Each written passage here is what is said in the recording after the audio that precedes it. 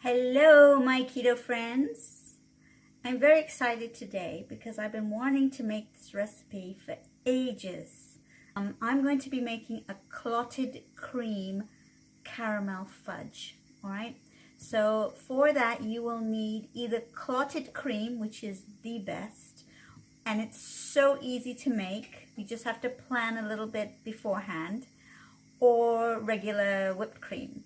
Now the reason I want you to use the clotted cream is because it's usually double cream and it doesn't have any preserving agents. And many whipped creams, they add stuff to it so that it whips faster. So, and usually it's something that's going to either throw you off your keto program, which you don't want to do. So if you can get double cream, make the clotted cream in advance, or just use the double cream for this, you're ahead of the game. Now, I've made this a couple of times, and every time I've made it, it's been too sweet, all right? So I think I've perfected this recipe now where I know exactly what the level of sweetness is that I need for my fudge. Now, to make this fudge, you will need some substitute sweetener, Erythritol, and I've got 3 ounces here. You're going to need a tablespoon, maybe 2 tablespoons of this salted caramel, no sugar syrup. You're going to need some vanilla. You're going to need a pinch of salt. All right, I always use Himalayan salt. And you're going to need 8 ounces of clotted cream. All right? And essentially what you do is you're going to put all the ingredients in here.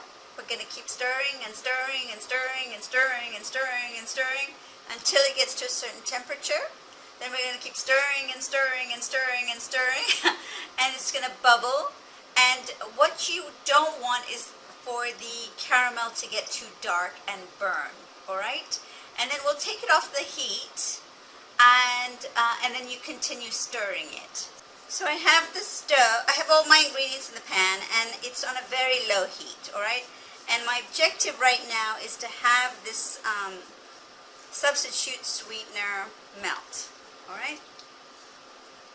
Now the other thing that you're going to need is a thermometer, all right? And you want this mixture to reach 240 degrees Fahrenheit, all right? Any thermometer is going to work. You don't need any kind of special thermometers. Most people have a thermometer in their house these days if they're cooking meat, particularly if you're on keto. Now that was me adding my pinch of salt, which I hadn't added in. And I have 1 tablespoon of the syrup added to this, all right? Clotted cream, sweetener mixture, and it's on a low heat. Okay? And again, this is all about creating agitation and having this boil, all right? And it's going to melt and it's going to boil. And I'll come back and show you where I'm at.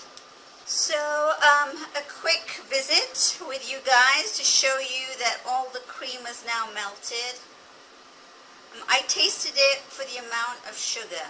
Now, just for a word, this mixture gets very, very hot. If you're going to get it up to 240 degrees Fahrenheit, you want to be very careful about how you handle this. So it shouldn't splatter, you don't want to touch it, you don't want to taste it while it's cooking, none of that. The actual temperature of this liquid or the fudge is going to be higher than you expect, all right? So be very careful. And don't have any little kitty winkles around when you're making your fudge. The mixture has started to bubble, all right, pretty profusely. And I'm going to check the temperature right now because I don't want it to go beyond 240. I'm going to stick in my thermometer. And I'm at 190, 207, 208, 210, 211. All right, so it's getting pretty hot. And it's thickening up already. So I'm at 236. So I'm gonna stop the heat now because I sort of reduced the heat a little bit, and I'm gonna take this off the flame. All right, and I'm gonna just keep stirring it for another 5 to 10 minutes. Now I'm back, and I want to show you the thickness of this. All right, so it's quite thick, and it's going to get thicker as you keep mixing it. Now I'm going to be adding some pistachio nuts to mine. All right, so at some point I'm going to add the nuts to this mixture. I'm going to put it in my containers. Make sure your containers are lined. All right, they don't have to be fully lined, just enough to get the fudge out. All right, and so you want them to have sort of like a lip. All right, so that you can lift the fudge out. Okay, and then I'll be back with the finished fudge. All right, see you soon. I'm back with my ready-made fudge.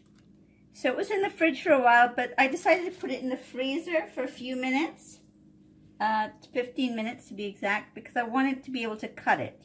All right, so this is my ready-made fudge, one of them. So I have 2 containers of this, and I'm going to make this into keto slices. All right, it's still, even though it has the sugar substitute, you don't have too much. All right, so just enough. And the fat ratio for these is very high, so it's on par with a fat bomb. All right, and then I added some pistachio nuts in here. So let's take a look and see how I want to cut these. So I'll just make small ones. So we'll cut it in half, and then I'll do that and that. All right, and then we'll do the same here again. And so this is just little, sort of like a little treat at night, all right? Or whenever you want to have it. You can also give these away if you want to make larger slices. And then I found these little paper cups, these to put them in. So there we go. Keto fudge for keto folks.